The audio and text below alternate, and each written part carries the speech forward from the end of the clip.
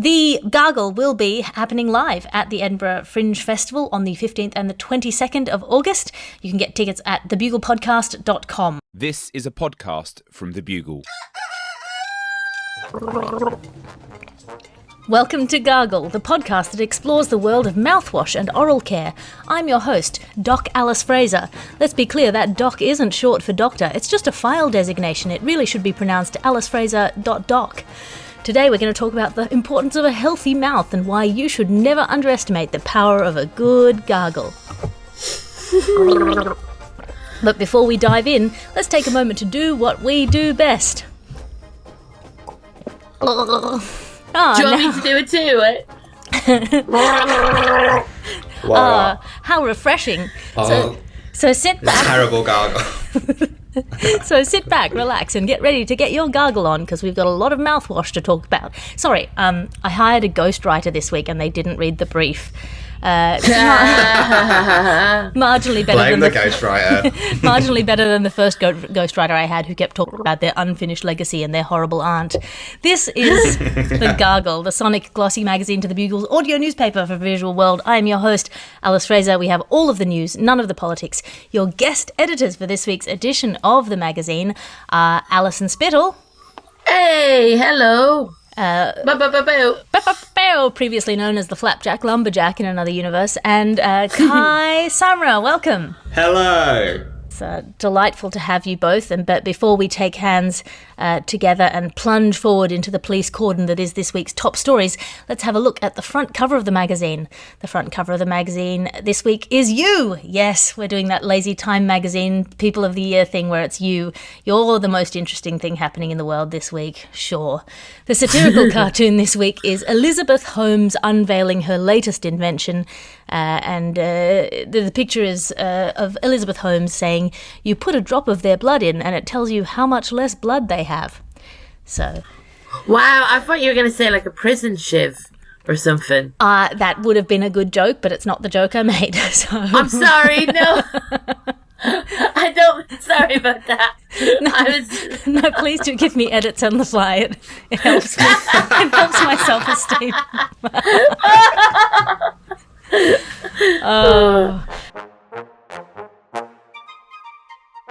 It's something of a C special this week. Our top stories are all C news, and not like C news because we're now putting this on YouTube so that you can see us saying the news, but actual news of the ocean. Wave. The first news is the news of a suspected Russia-trained spy whale, which has been appearing off the coast of Sweden. Kai Samra, you've seen a whale before. Can you unpack this story for us? Yeah, I'm going to put this out there first. I don't like the way this article is victim blaming the whale. I feel like the whale had no consent. I don't think it was an actual spy whale. I mean, on the other hand, there is a lot of conversation about what the next James Bond is going to be. I'm just going to put this out there. Idris Elba, no. A female James Bond. I think we need a whale James Bond. I feel that'd be a lot more inclusive. I mean, in this instance, it's a beluga whale, so at least it would solve all the people who are annoyed that the people are considering a non-white James Bond, right? I know. it ticks every box. Also, there's so many licensed to krill. I thought all these names just come straight out of the bat. And also, I feel like the Bond thing would be pretty good, just whale noises. I'm all for it. Alison? Yeah, with this whale thing, apparently the whale has a harness on it that says St. Petersburg. So that's a shit spy, first of all.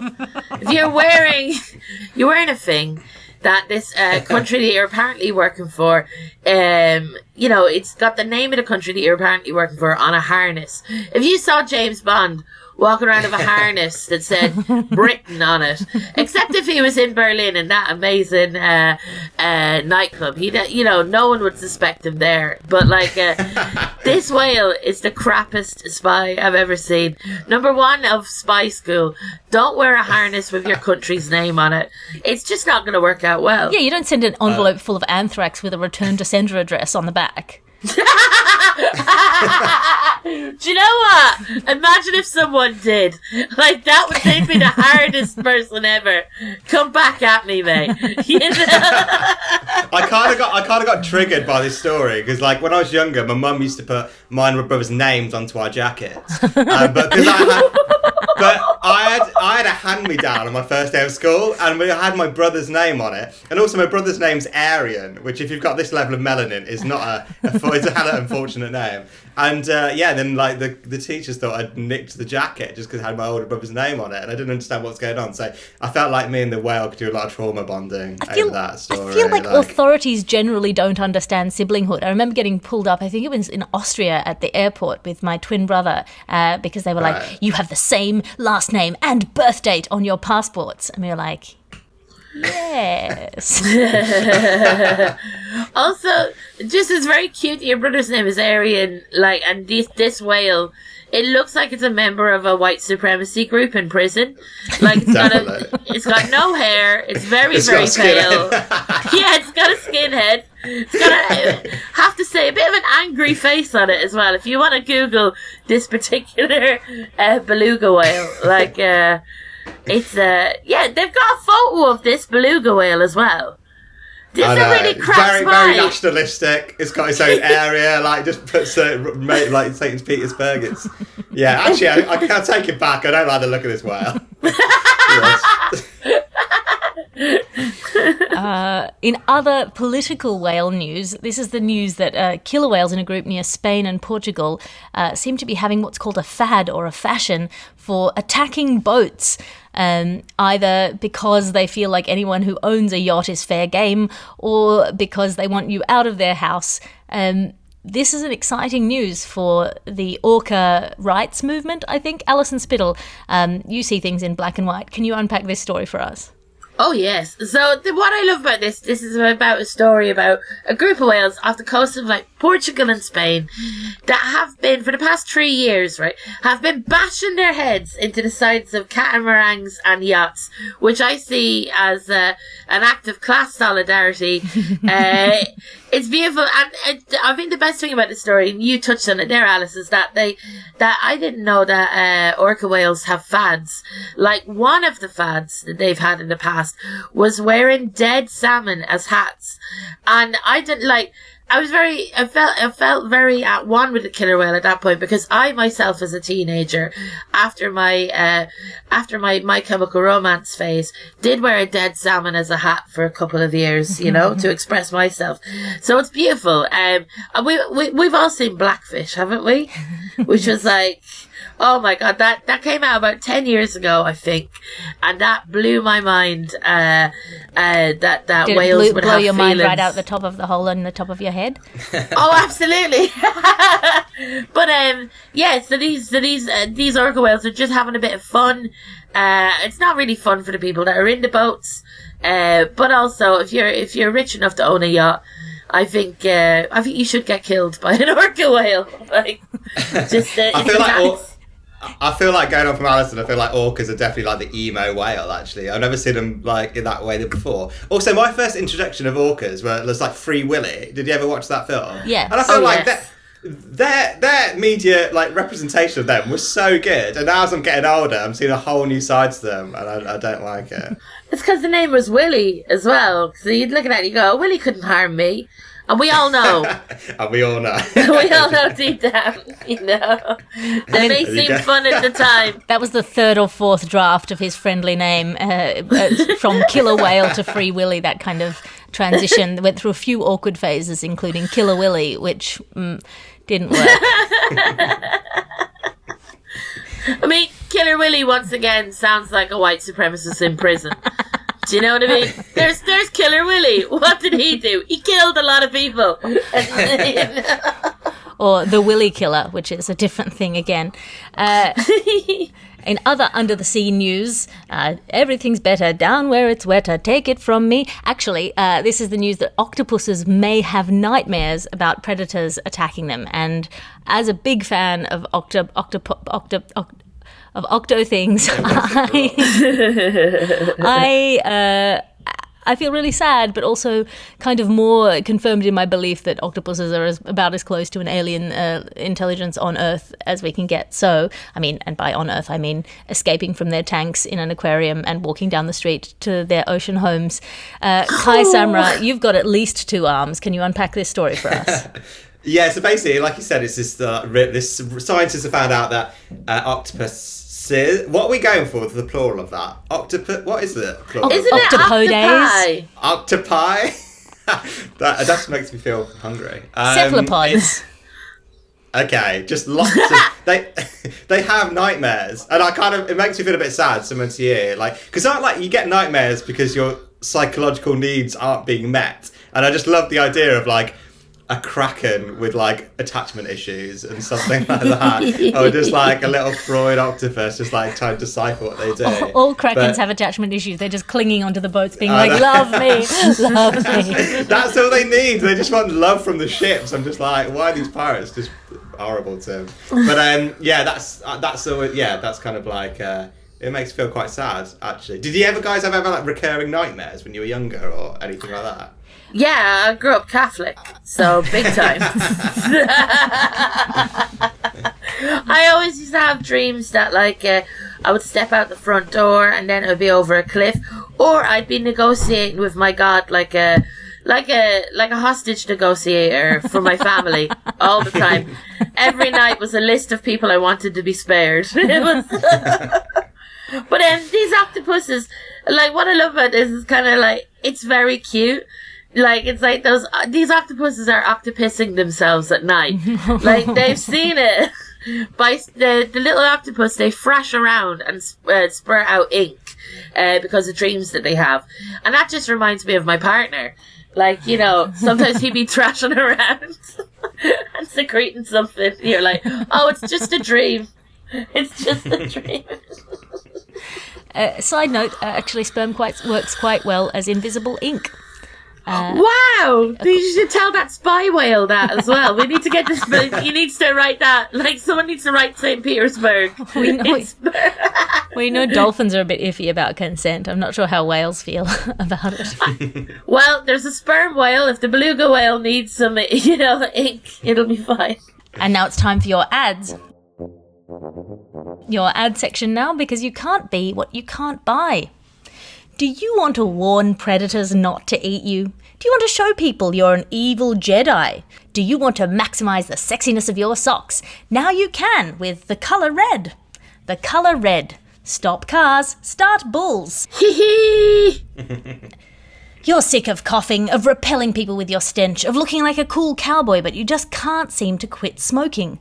Why not remove the ability to smoke altogether? Quit smoking with gills. There's no smoke without a fire, and there's no smoking without lungs. And this episode... I'm just thinking of a fish vaping now. They would look so cool. And this episode of podcast is brought to you by Half a Glass of Water, the smoking for people with gills. I'm glad you got that in that way. Thank you. Cool. You're welcome. And you're a lone wolf. You don't need other people. You think meaningful relationships are basically just one-on-one cults. Try internet fandom. Parasocial relationships that don't require you to shower. And that's your ad section for today.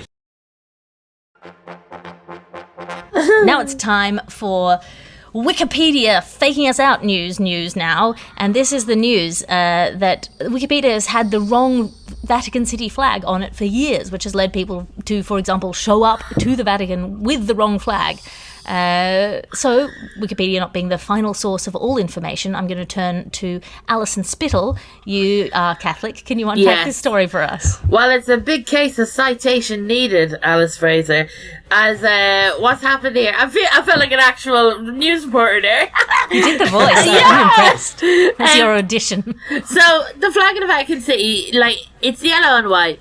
We kind of all know that, right? It's to me, to see someone wearing yellow and white, it makes me feel like they're from the Vatican City. And as the lyrics went, take me down to the Vatican City, where the priests are wild. And the girls aren't allowed. Yeah.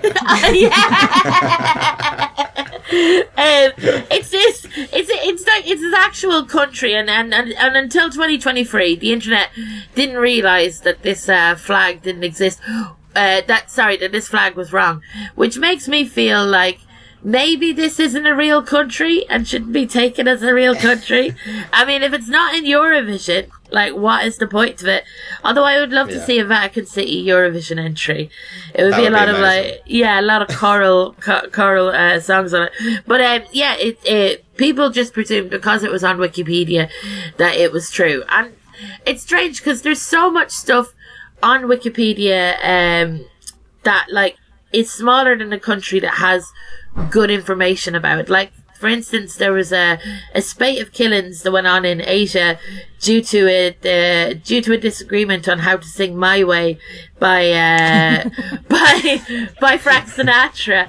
And, like, if I can find that on Wikipedia, surely, like, we can have, you know, the actual flag of it's not a real country. I'm going to say that. I don't recognise it. If it's not recognised on Pointless.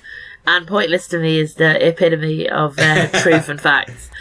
Well, I mean, this is one of the amazing things about the My Way killings, which is one of the stories that was put to us this I love how week. this is a thing that is just everybody knows. I'm going straight on Wikipedia after that. Well, I get sent all of these stories, and this is quite a tragic story, but it's sort of bordering on funny because it's so terrible, which is that people have, a number of people, more than one person has been killed because of singing Frank Sinatra's My Way, their way, essentially, singing it in a way that infuriates the listener, and also, ironically enough, when they are jailed for murder, means that they sit there in their cell singing "Regrets, I've had a few." Yeah, it's just so Wikipedia, like, to me, is a bastion of truth. Although I have a Wikipedia page, and if anyone, I was gonna say, if anyone who listens to the Gargle also does Wikipedia, if anyone breathes in oxygen and they're a listener of the podcast, my Wikipedia thing is so old. Like, it says that don't trust the Bugle and Gargle listeners to update your Wikipedia for you. Oh, I want my job title as Flapjack Lumberjack. I want everything. Okay. Fair. I will allow and recommend that. Yeah, I have the most unflattering picture of me from 2014 up on my Wikipedia page, but I assume somebody's really proud of that picture, so I've got to just leave it there. Genuinely, please look at my face on Wikipedia. I am sweating at Pride Parade. I look disgusting. I look like the baby out of the dinosaurs. Remember Jim Henson? That's a very cute baby. I know, but as a woman, like, imagine that with tits, right? That's what I am. Sorry, Alice. No, look, I think there is somebody who's going out there putting deliberately slightly unflattering photos on people's Wikipedias, which is fine. I have a friend whose whole hobby is putting up pictures of his stuff as the stuff. So, for example, the picture of the fridge on Wikipedia is his fridge. Wow. So it's just him putting his little stamp on history. That's so cool. That genuinely is a great hobby to have. But I want to do that now. Let's go to WikiFeet. I mean, there's not to get into like reading recommendations. There's quite a long read essay that came out maybe about a year ago about a lady who goes on corrects people who write sort of glowing historical Wikipedia entries about Nazi soldiers, and she'll go in and fact check them, and that's just kind of an ongoing battle that is her. Wow. Hobby. Does she add controversies to the Nazis like Wikipedia page? Or like, you know, like that controversy number 1. He was a Nazi. He was a literal Nazi. Also, I go straight to private. I go straight to personal life every time in Wikipedia. Doesn't matter who. Yeah, there's none in mine. So get that sorted, guys. High fives. High fives. No, I think that's a victory. Have you got a Wikipedia page, Kai? Yeah, I do. But yeah, it's not that much stuff on it, and none of it's like none of it's comedy related. It's basically just like all the bits of like it's bits of like the comedy show, but it's just like factual stuff about my life, and I'm just like, I don't want this out there, but yeah, it's on there. That's the problem when you do like when you do interviews in newspapers and stuff, and you're given you're given quite like I think mine specifically says where I was born and everything. And I'm like, yeah. But I mean, that's fair. I don't know, like, yeah. No, I'm so proud that I've managed to proliferate a series of false facts about myself that are now on the internet. So nobody knows. Really? In every photograph, I stand at a slightly different height, so nobody knows how tall I am. And they'll never know. They'll never know. A lady never tells Alice, you know? A lady never tells how tall she is. That's a lovely... Kai, you got a lovely picture now. Like, are you looking at my... I'm looking at your Wikipedia. We're looking at each of us. I'm going to... yeah, that was just my Edinburgh. I don't mind about that. If you are somewhere in the world and you're wondering what picture of a comedian to use for anything, use something that they've put out for their own publicity purposes, because I guarantee you they picked that out of 400 photographs of their face after weeping and having a nervous breakdown about that's what the side of your head looks like. Yeah, 100%. Also, that photo is like the biggest catfish in my face. I'm absolutely fine with that. I feel like every time anybody came to see me in Edinburgh, like a South theatre, they'd see me and be like, that is not the guy on the poster.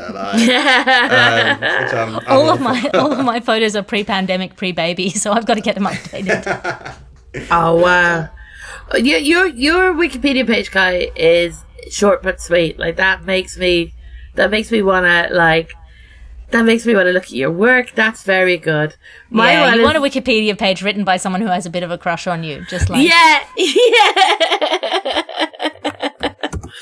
Anyway, I'll stop looking. But you know what's cool? My village's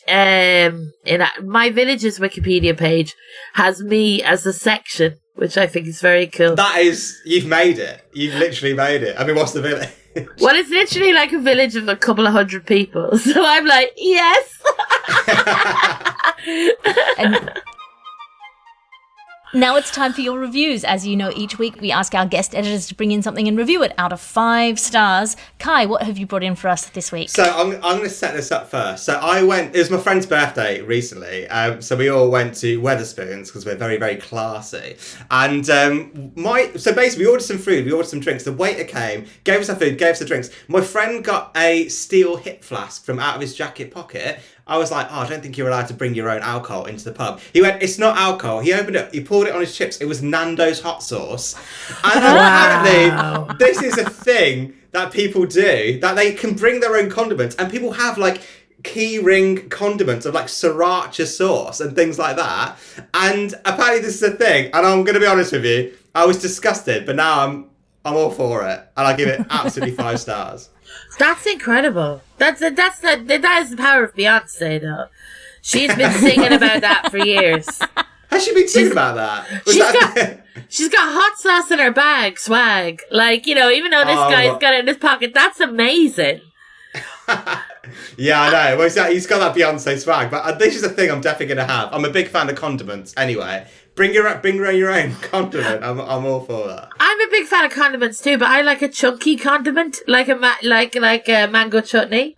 Or, you need a Batman style utility belt with different holsters. Yes, I do, with like a spoon and everything like that.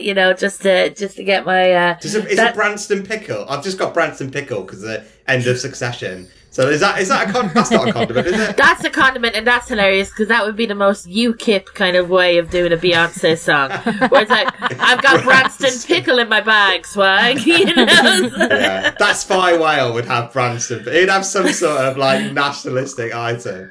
Like do you know what it would have? It would have its own eggs. Or is it beluga caviar as a condiment? Its own that would be. Is that a Branston pickle in your pocket, or are you just salty to see me? And Alison, what have you brought in for us to review?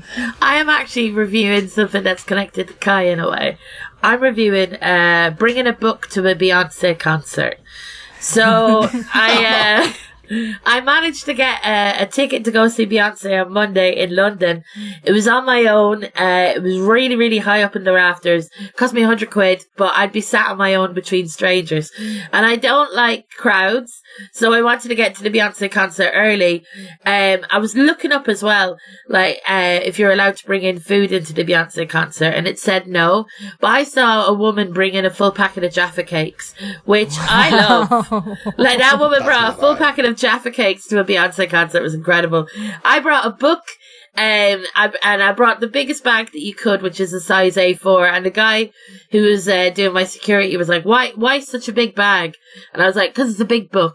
And the book I have is called Reach for the Stars, which is a history of pop music from 1996 to 2006. And it's an incredible book. I was just reading about how Craig David was treated while waiting for Beyonce to come on, which felt like the most pop influencey thing I could do. She was incredible, by the way. Like, there's no point in reviewing her. She's 5 stars. But also, bringing a book to a Beyonce concert, I'm going for 4 stars. Loved it, but the weight of it as well, bringing it around, was a bit heavy. It is a chunk of a book. It's quite a lot of history in that. But yeah, I had a great time. And that's our reviews section. Now it's time for our brain chip news, and not the delicious kind of chips that your brain eats to keep itself going after that 3:30 p.m. slump, but the news that Elon Musk's brain chip firm has won US approval for human study. Alison Spittle, you have a brain. Can you unpack this story for us? It's amazing that Elon Musk's company has won US approval for brain chips when all that's really needed is Daddy's approval for Elon Musk to make him stop doing this. So apparently it's kind of like, I don't personally dislike Elon Musk. I don't think of him that much, but I'm always suspicious of him. You know, even when he went out with Grimes, I was like, what's your deal, Elon? Like, what's going on here? Like, that made me as scared as this brain chip thing. So apparently, like, it's going to help people that have conditions as paralysis or blindness, and it's going to help them by connecting their brain up to a computer via Bluetooth. Now, if anyone has ever used Bluetooth before, we were having Bluetooth problems there. Imagine having to scream out to your friends, can you please stop connecting your headphones to my computer? I need that for my brain. Like, so they've got FDA approval to kind of explore this. What was weird, and I'm just having a look here. There was a quote from Elon. He said like that humans don't really have to worry about AI. That the brain chips will help. And I'm like, how are the brain chips going to help Daddy Elon? What are they going to do? Is the brain chip just going to go, no, it's fine. You know, AI is going to steal your job, but the brain chip is your daddy now. And it's fine. And I just can imagine a lot of dudes queuing up around the block to be lobotomized by Daddy Musk. Getting brain cooked, you know, by big old Muskie. I feel like if there was a Venn diagram of people who want an Elon Musk brain chip in them and people who didn't want the COVID vaccine in them, it would be a perfect circle. It would just be a perfect circle. But Elon's also, to you, I know, Alison, you're talking about apparently, I found this out, apparently his grandparents were from England and they moved to South Africa in the like mid 20th century, which is just incredible. I just like the fact that like Elon grandparents were like in mid 20th century England. They were like, no, we need to go to a place that is more racist. I think let's go to South Africa. Okay. They heard the Something Inside So Strong song. And they took the side of the oppressor. And they were like, let's get out of here. See, I've got to be a slight contrarian here because I swing back and forth on Elon Musk. Everyone knows I have this sort of slightly conflicted relationship. I'm very, I feel like we read the same sci-fi novels as adolescents, but he just decided that people were the heroes who I didn't think were the heroes. You know, I think I tended to think the people he thought were the heroes were the villains. But I applaud the ambition. I think this is a wonderful thing if it works out well for medical technology. I can have big questions about the fact that, you know, our system is not set up so that we can fund this kind of medical research with the government, that it needs to be driven by private enterprise and the mad ambitions of eccentric billionaires. But I do think that this could work really well if it ends up being a useful treatment for people with, you know, Parkinson's or mobility issues. I'm all for it. The question is, the FDA approval process is so sort of internecine and worryingly sort of whimsical that the idea that this is necessarily safe for use for humans, I think, is probably more of a roll of the dice than it is a guarantee. Also, I feel like all the stuff he does, like a space rocket to the moon and like a brain chip, it's almost like what... Well, it's fun. Give him credit. It is fun. It's like what a stupid person would think a clever person would do or something. Just like, what are these things? But yeah, I don't know. I'm similar to you. I have a bit of conflicting thing with technology because, like, on one hand, I'm like, I feel like it is getting a bit too intrusive. But then also, like, when I order something off Amazon and they don't already have my credit card details, I'm livid. So it's like I'm balancing the two things. I don't know what to think of it. I just think we need to concretize the economy, and for every convenience you get online, you have to give up one secret from your deepest heart. Wow. But then what You just have to whisper into your computer, sometimes I'm jealous of my own daughter. You know, like, and then, they give you... You Alison Epsteining yourself, are you, basically, as a billionaire? You're just, you're blackmailing yourself, like, having a great life, but also this dude has a lot of secrets on you. Yeah, but also, you know what would happen, like, with all these things, they just start sponsoring things. So it'd be like, your memory of, like, your wedding day would be, like, sponsored by, like, Squarespace or something like that from now on. Or, like, Spotify or something. But yeah, I'm similar to you. I don't know, he just seems like a really bad sci-fi villain. I thought of a better line for that. Sometimes I'm jealous of the avatar I create of myself online.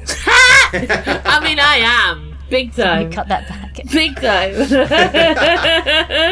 Also, like, my brain feels like a Windows 98 computer. If I was to connect it to any computer, it'd be Windows 98. Because it takes a long time to get going, to load up. And also, for some reason, there's pornography in weird places. You know? I don't need to see that now. Like, you know, trying to cook my eggs. You go to the part of your brain that says taxes, and you open it up. And then a little cartoon paperclip comes into your brain, like, do you need help? I'm like, get away. That would be the worst software. Oh God, imagine Clippy. Like, you seem to be masturbating. Do you need that? You're like, go away, Clippy. And then Clippy's like, you try and get him away. He's like, you can't. You have to make me part of this. And you're like, okay, Clippy. I kind of feel like I do need a Clippy in my life now. To be fair, like, I think we all do. I mean, in the olden days, a Clippy used to be called a wife. Hey! And that brings us to the end of the show. I'm flipping through the ad section at the back of the magazine. Kai, have you got anything that you'd like to plug to our beautiful listening audience? I'm doing an extra show at Soho Theatre, my last show, and I've got a comedy special on Amazon Prime, so if you want to watch that, check it out. Hooray. And Alison Spittle, have you got anything to plug? Oh, you know me. My plug-in is for the Edinburgh Fringe Festival. Tickets are selling well. I'm really excited about it. You can go get them for the Edinburgh Fringe for $125 every day apart from the 14th. And the show is called Soup, and it's going to be on a monkey barrel. I'm doing loads of whips. I'm going to be in Oxford. I'm going to be in Bath. I'm going to be in Bristol. I'm going to be in Margate for Margate Festival, which is really, really fun. I'm going to be in Dublin as well, doing a preview in Whelan's on the 14th of June, which is my birthday. And that's at Manchester and everywhere. You have a lovely day. Thank you very much. Hey! You can find me online at patreon.com/Alice Fraser. It's a one-stop shop for all of my stand-up specials, podcasts, blogs, weekly writers' meetings, and the new book club, which is launching this week, which is a no-homework book club where you show up and we read something together and then talk about it. Because so many book clubs in my life are just a recipe for feeling like I haven't done my homework as a grown-up, which is my least favourite feeling, whereas talking about books is one of my favourite feelings. This is a Bugle podcast and Alice Fraser production. I'm your host, Alice Fraser. Your editor is Pet Hunter. Your executive producer is Chris Skinner. I'll talk to you again next week.